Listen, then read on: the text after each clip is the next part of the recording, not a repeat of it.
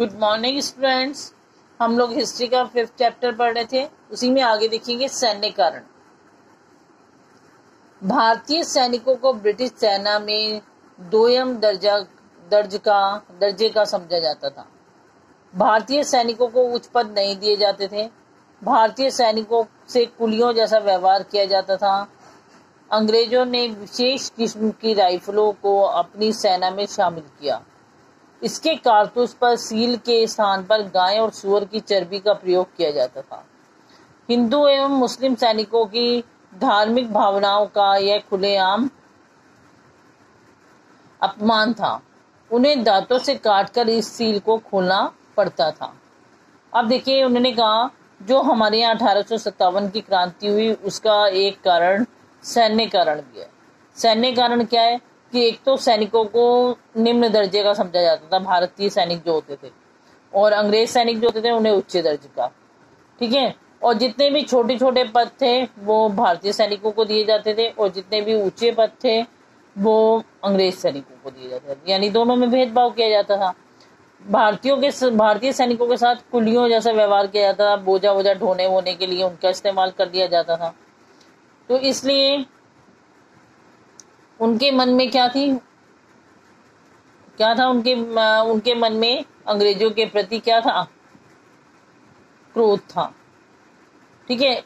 और एक सबसे बड़ा कारण जो वो बना विद्रोह का, वो था कि एक नए तरीके की राइफलों का इस्तेमाल किया गया था, जिसमें एक अलग तरह के कारतूस लगाए जाते थे। वो कारतूस कैसे होते थे? उनका मुंह जो होता था वो गाय और सूअर की चर्बी लगाकर बंद किया गया था। मतलब उसको जो सील किया जाता है ऊपर से, वो गाय और सूअर की चर्बी लगाकर किया गया था। और आपको पता है कि हिंदू धर्म में गाय और मुस्लिम धर्म वाले जो है सूअर, इनका मतलब इनका उपयोग नहीं करते हैं, मतलब इनका मांस वास खाना नहीं खाते हैं। तो उन्हें क्या था कि उन्हें लगता था कि इस पे वो लगाया हुआ है और उसे इस्तेमाल करने से पहले मुंह से खोलना पड़ता था।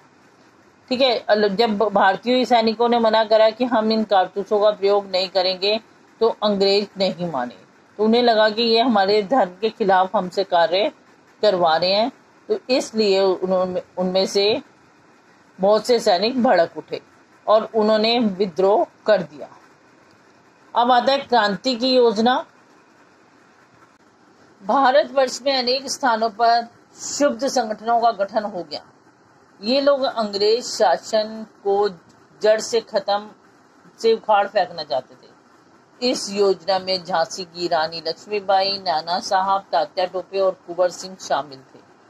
ठीक है। अब उन्होंने कहा कि ये क्रांति की योजना बनने कैसे लग गई? उन्होंने कहा बहुत से ऐसे संगठन खड़े हो गए थे जो अंग्रेजों को अब ठान ली थी कि अंग्रेजों को जड़ से उखाड़ ही फेंकना है।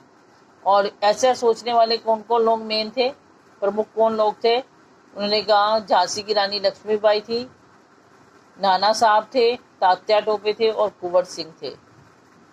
योजना की विफलता। उन्होंने योजना बनाई लेकिन वो विफल हो गई।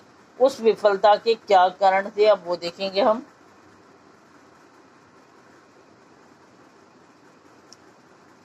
सारी योजना की रूपरेखा एकदम तैयार हो चुकी थी। यह योजना मूर्त रूप ले पाती इससे पूर्वी मंगल पांडे नामक एक भारतीय सैनिक ने चर्बी युक्त कारतूस के प्रयोग के विरोध में कलकत्ता के निकट बैरकपुर छावनी में अपने अधिकारी पर गोली चला दी। मंगल पांडे को गिरफ्तार कर लिया गया। 29 मार्च 1857 को उसे फांसी पर लटका दिया गया। 24 अप्रैल 1857 को नेटिव कैवेलरी के दस्ते ने 90 सैनिकों ने इन कारतूसों के प्रयोग से इनकार कर दिया। इसमें से 85 सैनिकों को पद मुक्त करके 10 वर्ष के लिए कारागार की सजा सुनाई गई। इन्हें 9 मई 1857 को हथकड़ी लगाकर सड़कों पर घुमाया गया।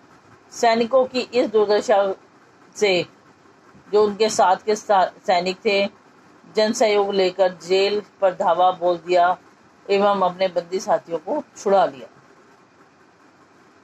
ठीक है। उन्होंने कहा कि योजना जो है तैयार हो रही थी कि कौन सी तारीख को हम विद्रोह करेंगे, लेकिन उससे पहले ही अभी तारीख तय कर रहे थे वो लोग उससे पहले ही क्या होता है कि मंगल पांडे नाम का एक सैनिक है और जो साफ मना कर देता है कि मैं कारतूसों का प्रयोग नहीं करूंगा इनका, ठीक है।